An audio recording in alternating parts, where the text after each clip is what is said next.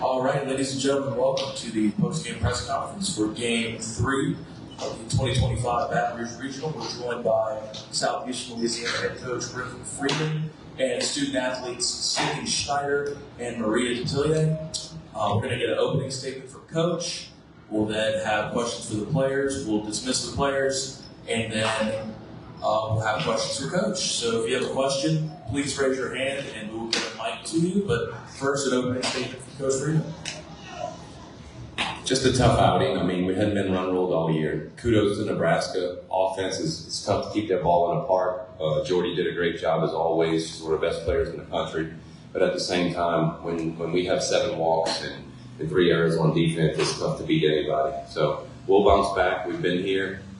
Majority of the team, we were in this position a year ago after the extra inning game, semi game against Bama, and then bounce back against Clemson later that night to get the championship Sunday. So we'll roll out the same format to this new group. All right, questions for the players, please raise your hand. If you have a question. With you, Jordy Ball's probably one of the top pitchers in college softball. What do you think of the challenge facing them today? Obviously, Jordy Ball is really good, and she's a great pitcher. So our objective was to we wanted to have that intimidation factor back at her because we knew it was going to be a challenge. So we wanted to show up and show that we aren't scared of her because she is really good, but we know we can hit her. We practiced, we were ready for it.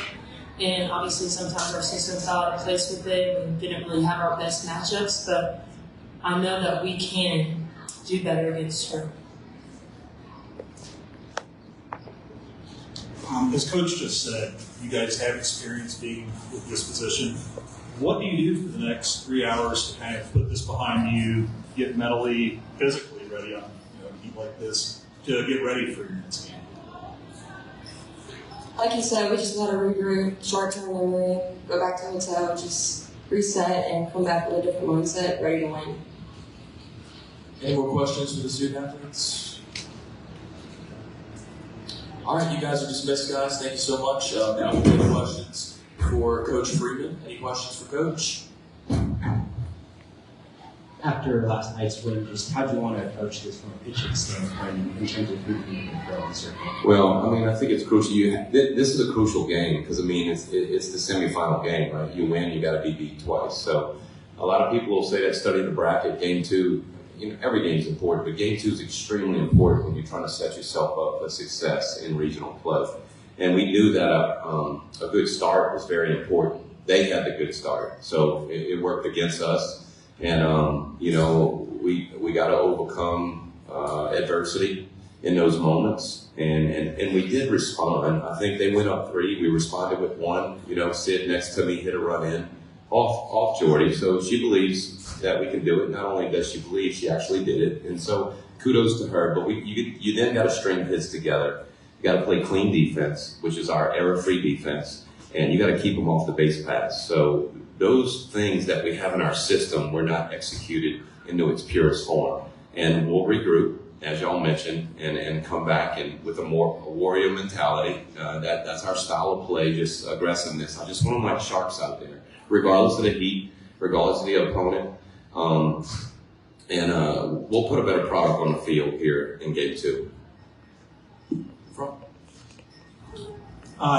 You have 3 quality starters there, and knowing not at all how this game was going to turn out, what was the thinking behind Burns? What did you think she offered? Because even with Macy's short night she was ready to go again too. Yeah. So a lot of them are taxed at the end of the year because we use a staff. We don't ride one arm. Some of these pitchers may be injured throughout the country at the end of the season. We try and let them all wear the load and build a staff. And when you look at our numbers, we have one of the top 10 staffs in the country.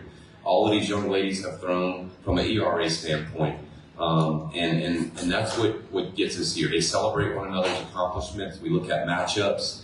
But when you look at Burns, she has extremely high revs on the ball. And when she's able to hit spots and the ball's not getting away from her, she's able to keep the ball in the infield, get the short pop up, get us off the field. and not throw into the swing. So we thought it was a good matchup at first, and then you saw her come out there the second time. She re-entered the game and spun it like Spinderella. I mean, she did a phenomenal job. So, we just needed that in the beginning.